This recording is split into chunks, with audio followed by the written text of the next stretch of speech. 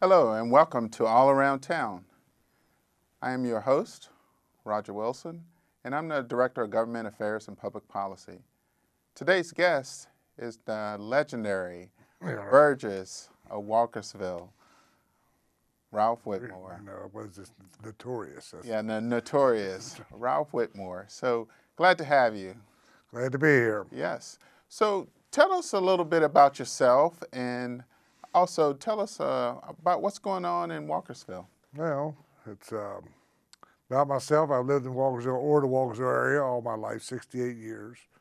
And this is my last couple months as Burgess. I think that my 16 years of Burgessing is over. And what the town of Walkersville, we have several projects going on right now that that are very important. The first project is the new water plant. We're planning a new water plant. It's been 40 years since the old one was put on service, and things die out or things go bad. Mm-hmm. So we're going to be. That's about a $5.3 million project. So I imagine it'll be closer to $6 million. So in order to do that, we've also have other projects. We have our watershed, which is over near the town of Liberty. And the Boy Scouts have been using it as a campground for the last 5, 6, 7 years, and they're trying to get up the money to purchase that project. And so anybody that wants to help out the Boy Scouts, it's a nice property, it's going to make them a nice park, and also help the town of Walkersville pay off their water bill, their debt to their water plant. Mm-hmm. And the third project is, of course, we have Heritage Park. Has always been a problem all in all for the last since we bought it, and to what you're going to do with it. So the Boy Scouts have already said they'd like to use that building for a sort of a museum and things of that nature, and also work with the upkeep through their Eagle Scout projects and things of that nature. Well, in order to do that, we're going to build a new building out on the park to house our GVAA, so they can have their projects and keep the children happy, and the Boy Scouts can keep that building happy. Okay. That's more important than the Boy Scouts keep that building happy. Okay.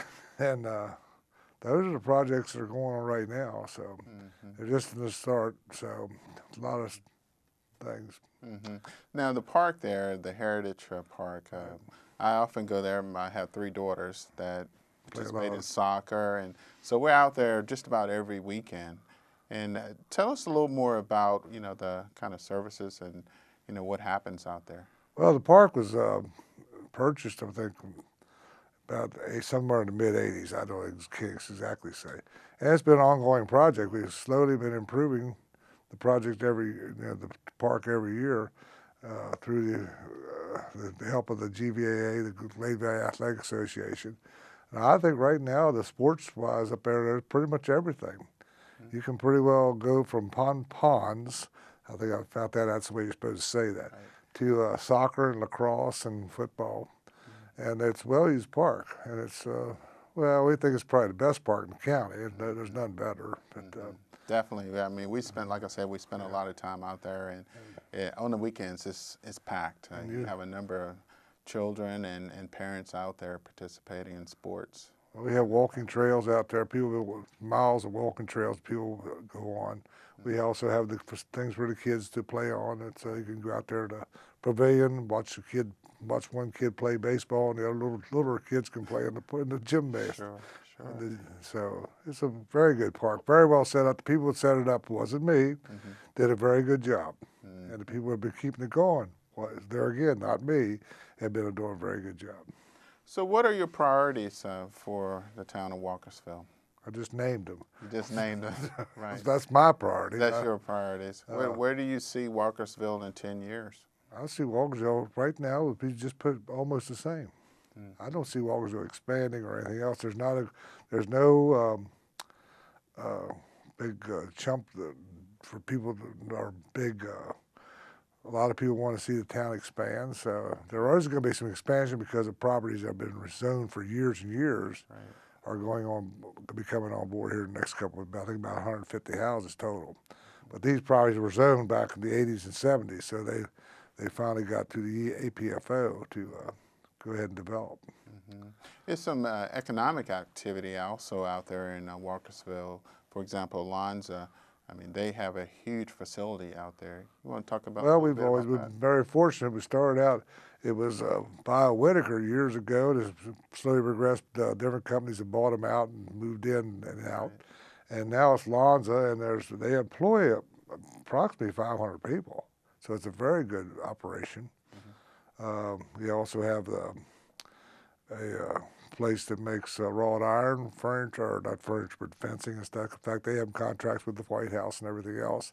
And they employ a good many people, 20 or 30. Now, they're not near what Lonza employs, but everyone, every bit of it helps. Mm. And then, of course, we have the Galaxy area.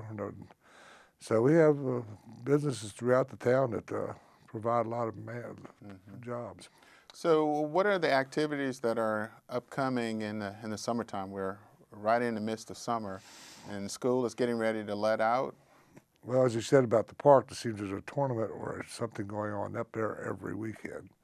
And, of course, the biggest thing in Walkersville every year is the annual carnival over the 4th. And so everybody sell a cow or do something, and they'll get a lot of money together to come to the carnival. Right. So that's pretty well the biggest project in Walkersville over the summer. You have a farmer's market there? They started a farmer's market as of last week. I think it was the first week they had it. And that'll be going on through the Friday evenings, I think from 4 to 7 throughout the summer. So talk a little bit about how to get in contact with you. And me? Yes, you or any council member there. Well, the best way to do is go through the website through the town hall. The town hall is open 5 days a week, and we got a very good staff, probably the best staff that any town could ever have, running that office out there. In fact, our whole staff, the people we got on board right now, are probably the best all the way through from the water operators on up to the town manager. Mm-hmm. So the best way is to go through them to get to us. Me, I don't have email. I do not have Facebook or Twitter or anything else, and I do not intend to get it. Got So, it. so if you have to talk to me, you have to call me on the phone, and my number's in the book. So. Well, it's very an honor to sit here and talk with you with all your experience.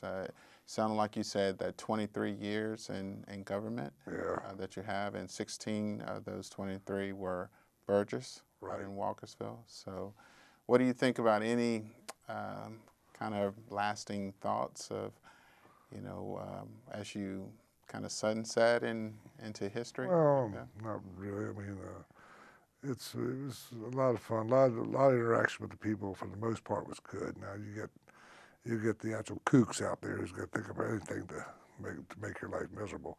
But as far as the interaction of 99.9% of the town of Walkersville was very good. People get kind of upset with different things, but once you explain it to them, everything just sort of straightens out. One thing I will tell the people in Walkersville, with all this water thing I've been talking about, expect higher water rates right now. They're very lucky what the water rates are. I think you couldn't go in the county and run a well and septic for the price that we charge for water. Mm-hmm. And with all this new addition, water should be better, safer, and everything else. So everything costs money these days.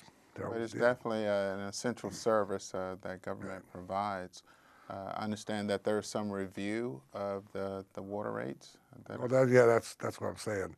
It's going to be a review, and I'm going to assure you that there will be a raise. That's going to happen because we're just breaking even right now. We're putting all this debt onto us. Well, we're going to have to do something to recover that. Mm-hmm. And also, over the last 10 years, we have replaced, I don't know, probably $5 million worth of pipes within the ground. So we've got that project, got the older pipes replaced. So now we have a little time to do something else. So we thought of something even cost more. So, so when is the election? It's the second Monday in September. I think that's what it is. I really haven't looked at the date. I couldn't tell you the date. I know the date to file is August 17th. August 17th. That's the last date you can file for office. Anybody wants to run for office. There will probably be a vacancy in the commissioner side of it. I think one of the commissioners already applied to run for Burgess. So if people want to run. That's usually when there's a vacancy, is when people will decide they want to run. Right. So, I don't know. It's like I say, it's September. I think I can't tell you the exact date, but it's like the second Monday of the month. And then the transition is the first meeting in October. What you are certain is that Ralph Whitmore will not be on the ballot. Positively. Positively. Very good. Positively will not be running for Burgess. Good. Hey, thanks a lot for your service. Appreciate it, Ralph. Thank you. That's it for this session. Thank you all for tuning in. We'll see you next time on All Around Town.